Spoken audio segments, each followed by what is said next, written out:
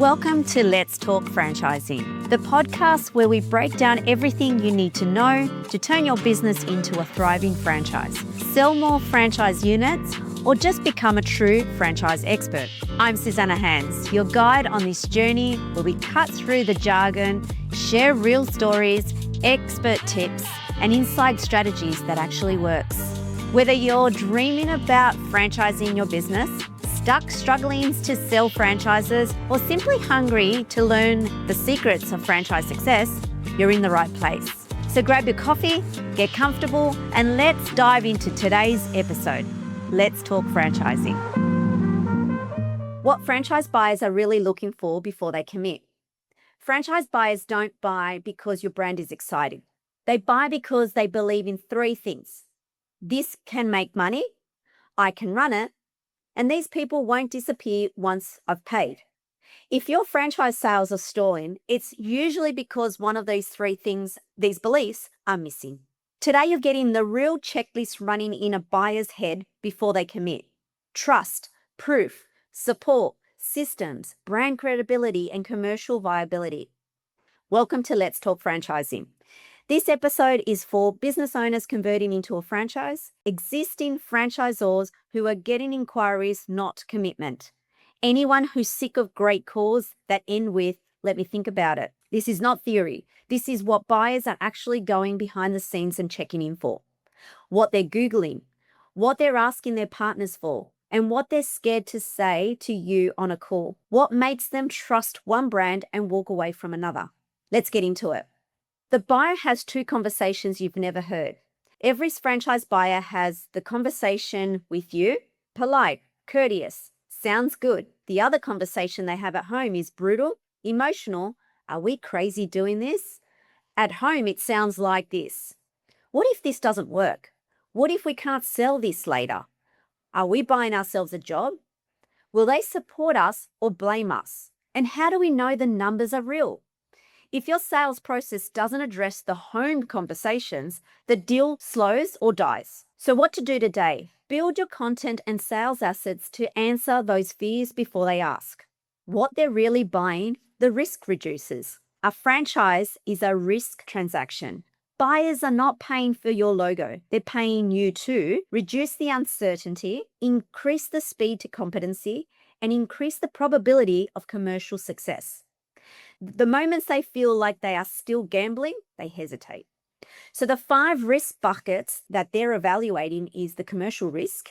Will it make me money? The capability risk. Can I do this?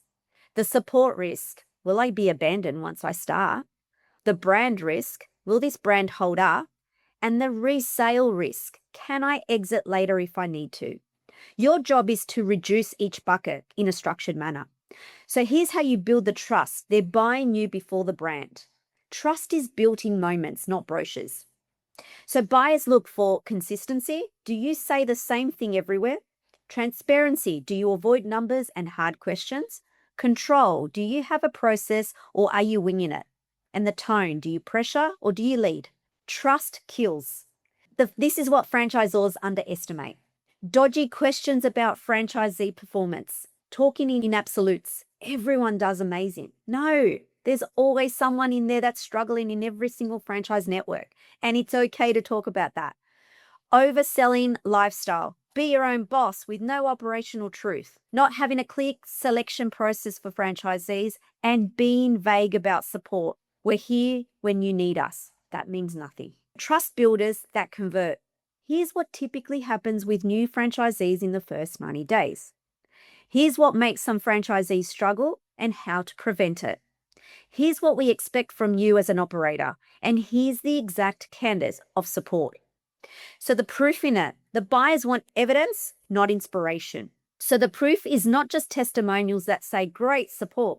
Proof is the specifics, the verifiable, the relevant to the buyer's situation. The proof ladder, buyers build. So the founder credibility, what should I trust? Why should I trust you? The system credibility, does the model work without you? The franchisee credibility, do real people succeed here?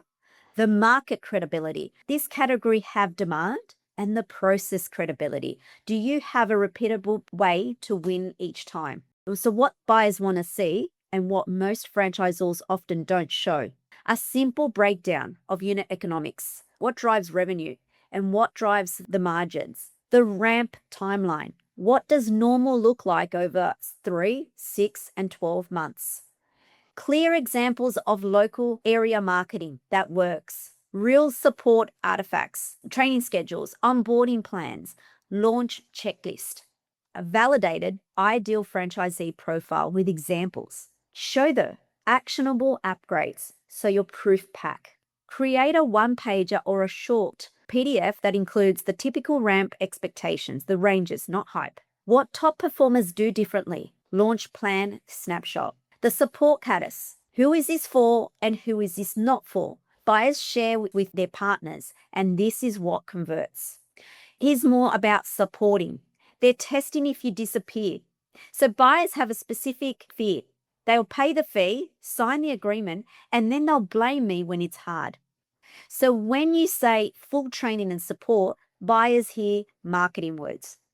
What real support looks like to a buyer: pre-opening, site, setups, local marketing, hiring, the opening, launch plan, daily, weekly targets, field support, the first 90 days, performance, coaching, marketing execution, KPI trackings, and then your ongoing, your business reviews, your campaigns, your innovation, your peer community, the support question that wins the deals. Instead of, do you have any questions, ask them, where do you think you'll struggle most in the first 60 days? Then respond with the exact support mechanism to support that struggle.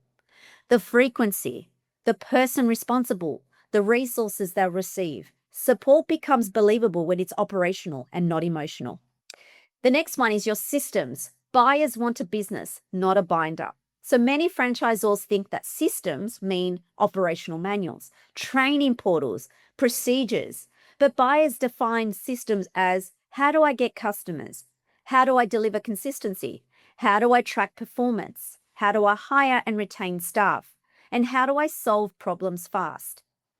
Buyers want 3 systems most: lead generation systems, not a marketing support; training to competence systems, so that they don't feel stupid for months; and performance management systems, the KPIs and the coaching rhythm. So here's a quick fix. Show prospects a week 1 to 12 roadmap. Marketing actions, operational setups, KPIs, support touch points. When they can picture the first 90 days, commitment accelerates.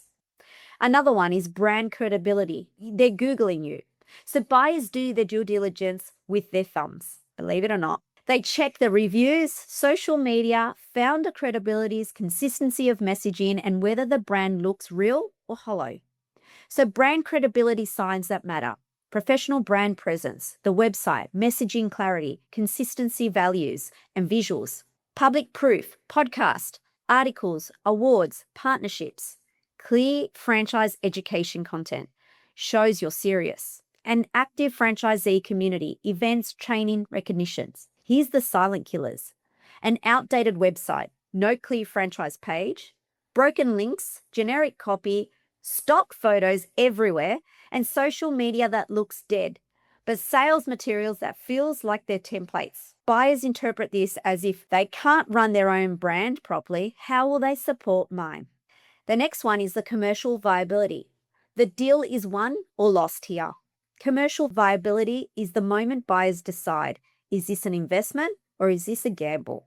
Buyers want clarity on investment range, working capital, cost drivers, pricing power, margin reality, seasonality, break-even path. What franchise should say is, but often avoid, is: here are the top 3 costs that surprises new franchisees. Here is what strong performance looks like and what weak performers usually means. Here is what you can control and what you can't. Here is what realistic ramp curve look like. Entertainment moment. The 2 buyers contrast story. Tell it like this. Insert your real story examples later. Buyer A wants passive income, asks no operational questions, only cares about how fast can I make money. And buyer B asks about lead flow, staffing, day-to-day, and exit value. Buyer B almost always becomes the stronger franchisee. The point here is that your sales process should filter and find more buyer Bs. The commitment checklist, the 9 beliefs they need. The buyer commits when they believe this is a real business, not just a concept. The numbers can work in my situation. I can fit the operator profile. The brand is stable and credible. The support is structured and reliable. The marketing system is proven, and I can see the first 90 days clearly. If you want a buyer to move within your process without stalling, these beliefs need to be installed in your sales process by day 1. If you want faster franchise sales, stop trying to convince. Start trying to remove the uncertainty.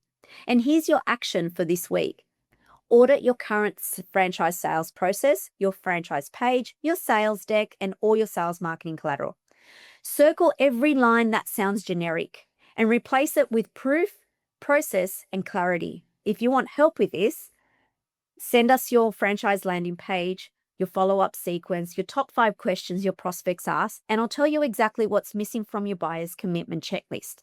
Hit follow, and I'll see you in the next episode of Let's Talk Franchising. That's a wrap for today's episode of Let's Talk Franchising. Thanks so much for hanging out with me, diving into franchising with me. If you've got something valuable out of this, do me a favor, hit subscribe, leave a review, and or share with anyone who you feel could do really well with listening to this. Got any questions or ideas for future episodes? Send them my way. I'd love hearing from you. Until next time, keep learning, keep growing, and of course, keep talking franchising.